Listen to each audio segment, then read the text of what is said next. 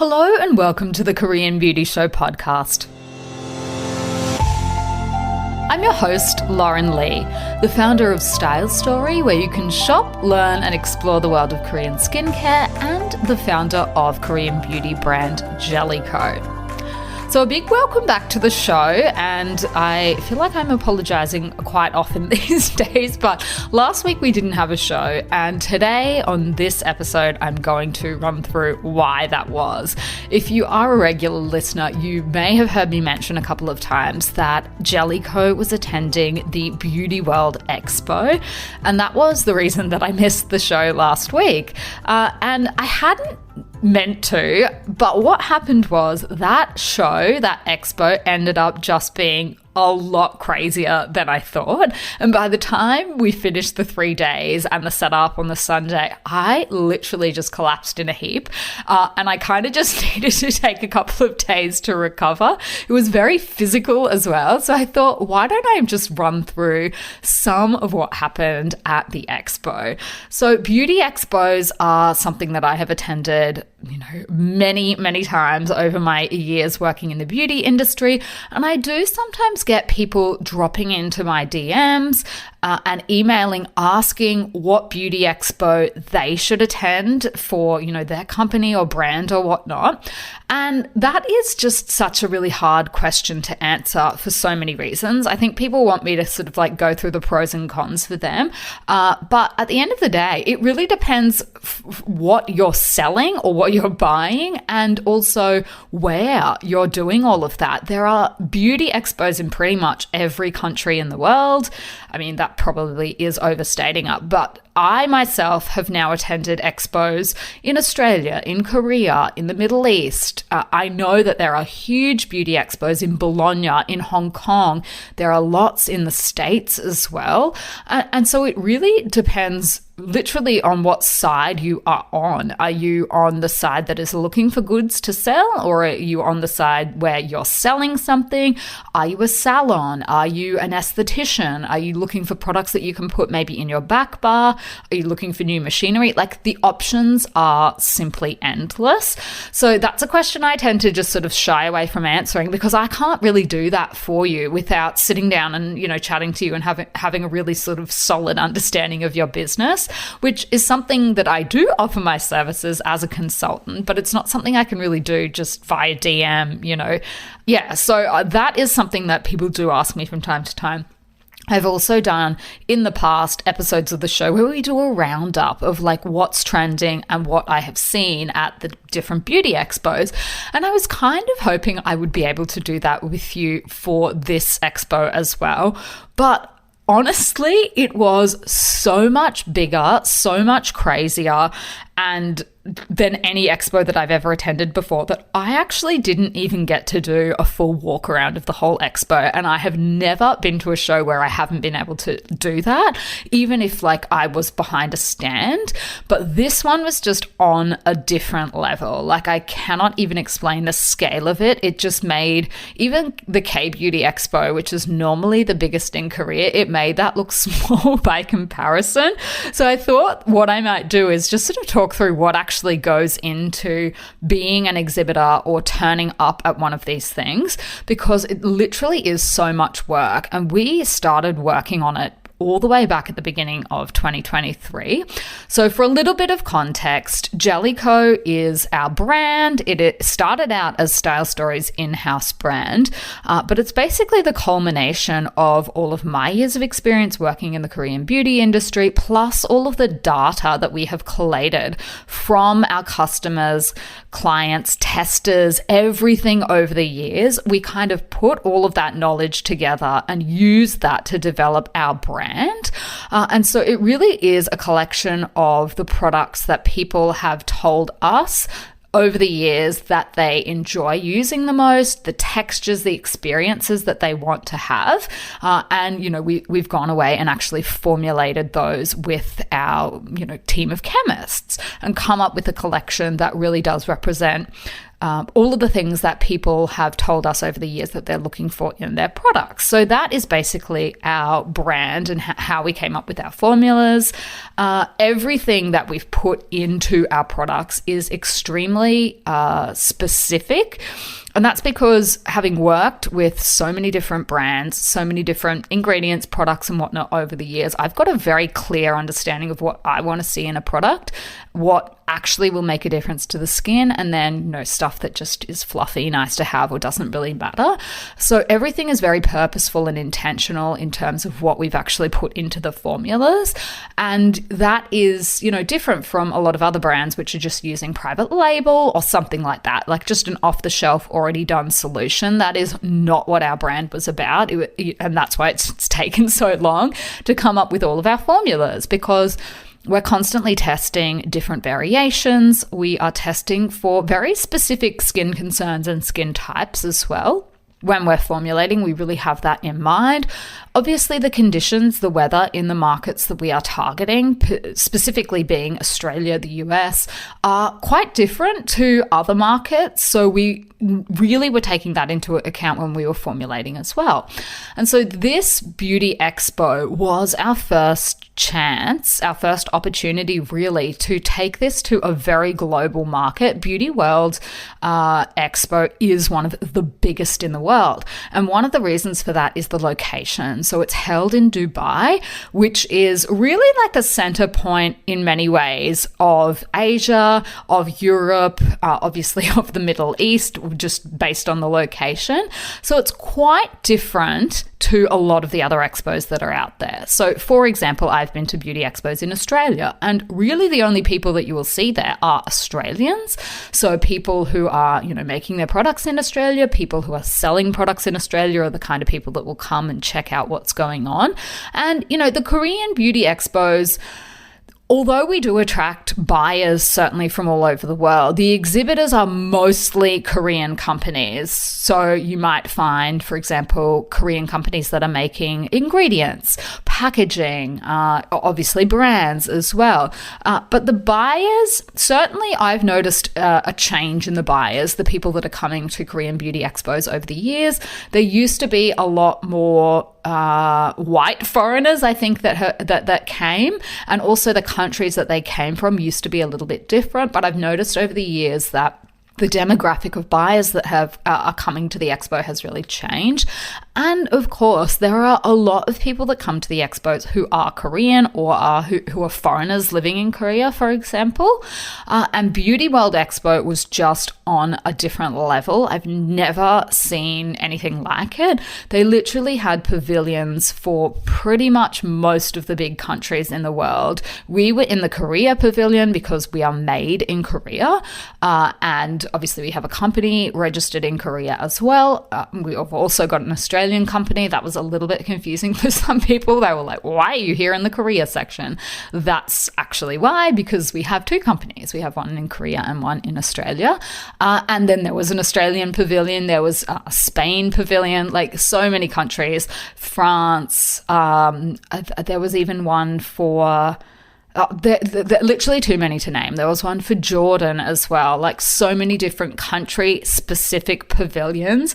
Then there was also a raw ingredients one. There was one for perfumes.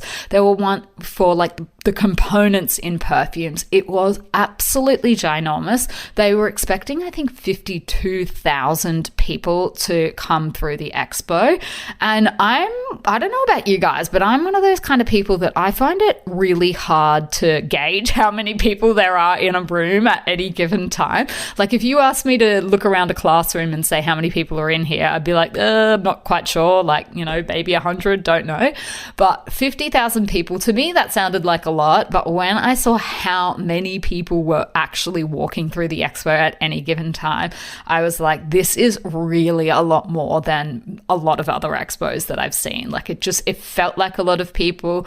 We barely had time to sit down the entire time we were there. So it went for 3 days. It was Monday, Tuesday, Wednesday was the days that it was open to the public. And the weekend before, so on the Saturday and the Sunday, was when they allowed the exhibitors to come in and set up their booths. So we went in on the Sunday, and like the whole process even of setting up the booth is just, it's a lot of work that goes into it. And we had what is considered to be a relatively simple booth. Some people go in and literally make their booth up. And so they've basically got like carpenters in there, you know, making out of wood, fashioning out of wood, and then they're putting TVs and lighting and like all these bells and whistles. Whereas we had what is considered to be a relatively simple stand that just has like a shell of the booth, and then you can, you know, put some graphics or designs up on it, and you might have like a little desk or a cabinet or something showcasing your product. So that's what we did. And given that it was supposed to be quite simple, it really did take a long time to put it together. So we ended up doing all of the designs for our booth ourselves, and then we just contracted out to a company to actually come and print them onto the booth itself so that we didn't like damage it or anything like that. Like they were experts that knew what they were doing. So that was a whole thing. Then we had to get all the furniture delivered, which was relatively hassle-free. The one thing that we actually really needed was the last thing that got delivered on the Sunday night, which was the cabinet, the display cabinet for our stuff. So, you know, there was a lot of sort of, you know, trying to get finished and trying to set everything up, but then we were waiting for bits and bobs, and you know, you realize you've forgotten things like sticky tape or scissors or something like that, so then we made sure we brought them the next day. But we had basically finished our setup on the Sunday, ready for the Monday morning, but we still ended up having like another 2 hours. I feel like we were scrambling around on Monday morning to get it all set up. Then it opened to the public at 10 a.m. and the public and people that were coming through were actually really interesting as well. Like there was everyone from hairdressers, makeup artists, salon owners, distributors, trading companies, logistics companies, people that had warehousing. We met people from literally all over the world. Like I just couldn't believe, like we had people from Tunisia, Azerbaijan, India, obviously from the Middle East. We met people from South Africa, the States. Like it was just, everyone seemed to be there. There was a lot of Europeans there as well, lots of other Asians. So it really was very, very international in terms of who was coming through. There were plenty of influencers and things like that. One thing that we did notice while we were there, so particularly in Korea, and maybe I've just been in Korea too long, but whenever there's an expo, there's always a lot of people that have cameras out or phones out, and they're filming everything. They're making content, they're walking around, you know, shooting or asking if they can, you know, shoot somebody's stand and take, you know, for the products and things like that. And we were really shocked that there was not this anywhere near the same amount of people doing that at this one. So I don't know whether that's just because, you know, it was more of a trade thing and less of a, you know, an influencer content creator kind of thing. I'm not sure, but we were really shocked by how few people there were going around and doing that. And look, it might be skewed. Korea, like in Korea, we really do. We love taking photos of everything, taking videos of everything, whether that's food or cafes or events and stuff like that. It's a bit of a national pastime, like that people just love, you know, capturing moments of their life. So that was a bit of a point of cultural difference for us. And we're like, where are all the people with cameras? But yeah, it was the most intense beauty expo I have ever been to, just in terms of, you know, how many people there were. It felt like we were on our feet for like the entire day. So it was open to the public from 10 till 6. And on the first day, there was a booth of guys from Korea who were next to us. And we noticed that they locked their booth and kind of like closed their booth quite early, a couple of hours before the show ended. And we were like, oh my gosh, you know, maybe the day didn't go that well for them. Like, I wonder what that's about. Anyway, once the event finished at 6 o'clock, then we realized why these guys had left early. It was absolute chaos, like pandemonium outside. The traffic was literally backed up for miles around the place. You could not get a cab for love or money. The subway station was literally overflowing with people. You could barely get in to get a ticket. Like, we ended up walking 4 kilometers away from the event before we could even get a taxi. I reckon we probably waited for like an hour and a half. So, we spent the last couple of hours going, oh my gosh, those guys, like, I wonder what happened. And then the next couple of hours after that going, oh gosh, those guys had the right idea. Like, why didn't we do that?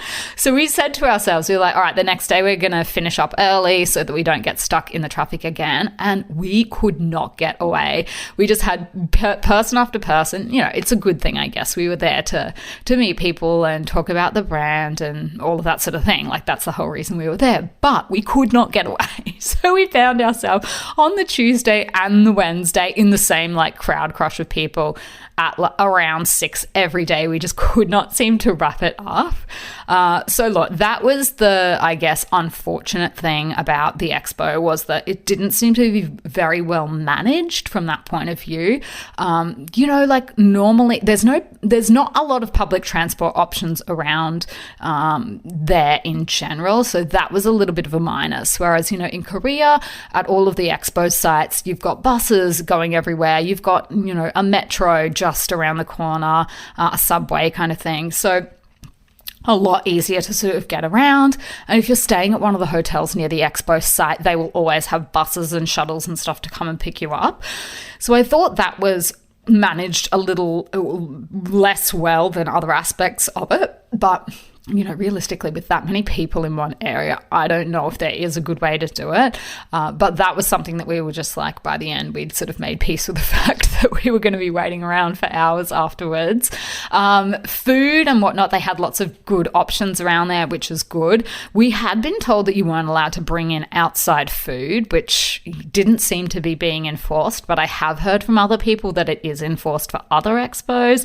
So look, I don't know. We seem to be able to just do what we want. The bigger trouble we had was actually getting away from the booth and like finding time to actually eat. We ended up eating lunch like really late every day just because we just had so many people that we were talking to.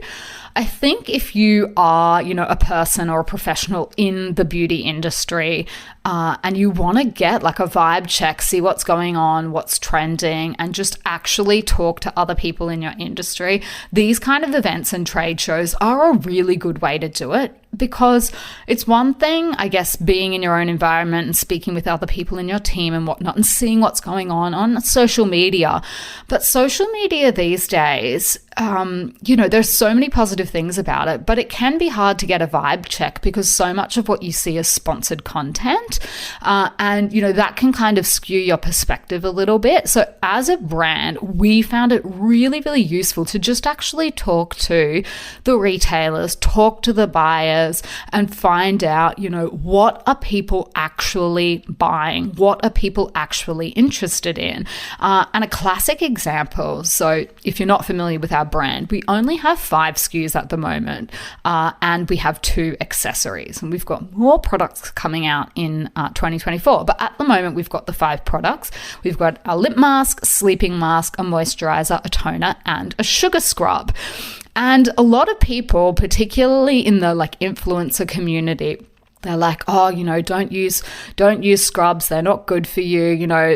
Thinking of like the really old style scrubs that are, maybe contain microbeads, which are terrible for the environment, or, which can be really, really chunky and abrasive. But then when we were talking to actual people on the ground, that was one of the main products that people were interested in. Like, people really, really do enjoy using those kind of products, particularly men.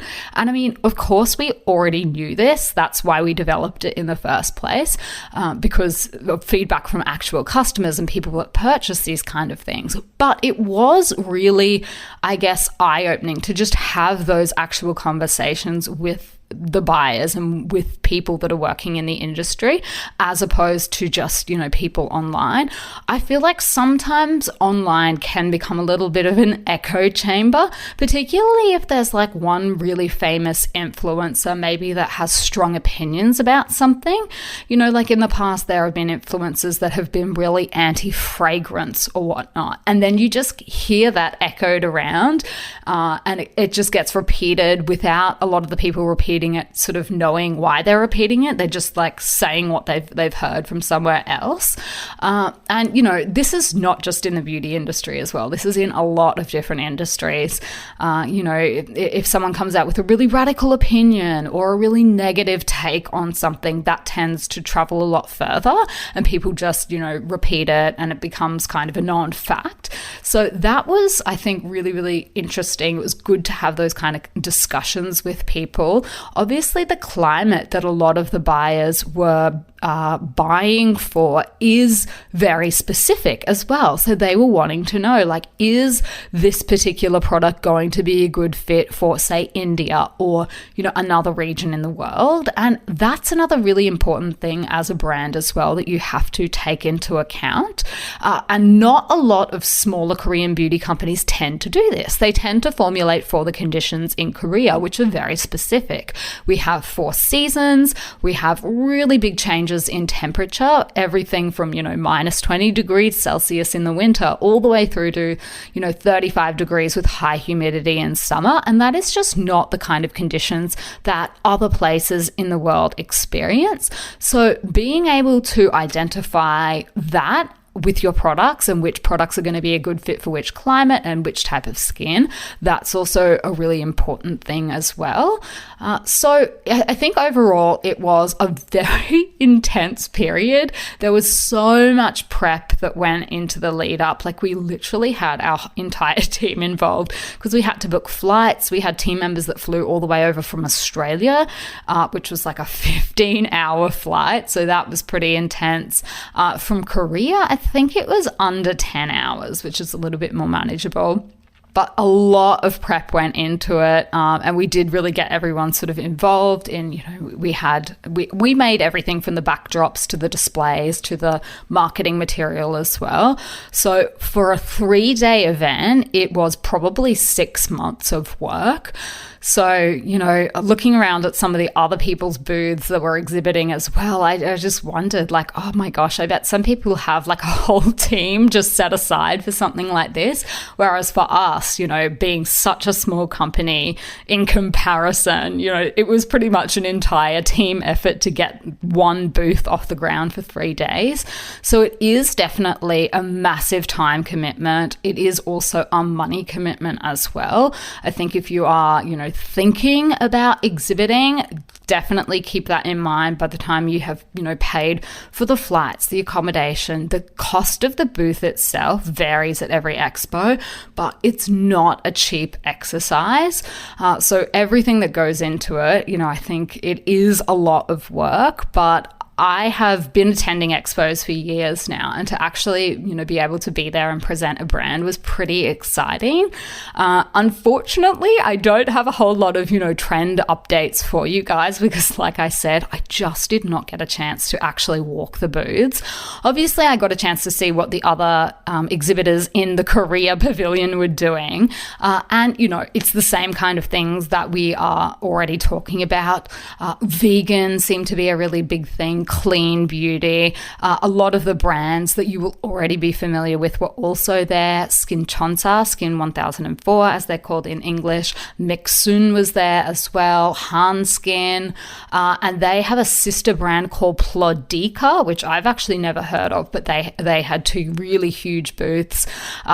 We had a booth on the other side of us that was doing thread lifts made in Korea and also different sizes of cannulas. So like the needle heads for when you're doing injections and things like that. There were a lot of manufacturers there that do private labeling, OEM, ODM, ingredient as well, packaging. So we did see all of them from Korea. I didn't get a chance. There was a lot of perfume booths. I will say that. And I think that was just because of where the event was being held, and perfume is a very big market. So that was kind of like the overall feel of the event. But if you are going to be attending an event like that, I can advise you to wear comfy shoes, definitely, because there is a lot of walking involved. And if you end up getting out of the event at the same time as everyone else, you may have a lot of waiting around or walking to like get out of the area. So definitely wear comfy shoes. I saw some people in heels and I was like, oh my gosh, I can't even imagine. Water, all of that good stuff. Pack some snacks in your bag, I would probably say, just because there were lines as well for everything. So like lines to get coffee, lines to get snacks, lines to get in the toilet. It was all of that kind of stuff. So yeah, that was just a little bit of a wrap up. That was my first time at a Beauty World Expo. They do run others throughout the year. I don't know that I will necessarily be going to some of the ones earlier next year. I wouldn't mind going back next year. I had a good experience, but now that I know how much work is involved, I think I'll be going into it with eyes wide open. So that's, I guess, one of the lessons that I learned. But I just thought I would share that in case, you do have an expo or an event like that pop up in your area and you're, keen to, I guess, head along, see what's available. Every expo will be different. There are some that are just for packaging, just for ingredients and materials. Some, particularly in Korea, are more geared towards day spas, esthetician clinics, and, in-clinic procedures and treatments. But then there are some that do have a lot of brands and products and things like that as well. So just get that kind of information before you go so that you're not disappointed. I think if you are thinking about exhibiting, it probably is always a good idea to go and check it out first. I didn't have that option available to me for this one, but having gone to so many expos over the years, I felt kind of confident enough to do it without having seen it beforehand. But yeah, so look, I hope some of this was interesting. If it was, I would love for you to share your rating and review on your favorite podcast app. I'm going to finish it up here this week, and I will be back in your ears next week. Until next time, I will see you on Style Story.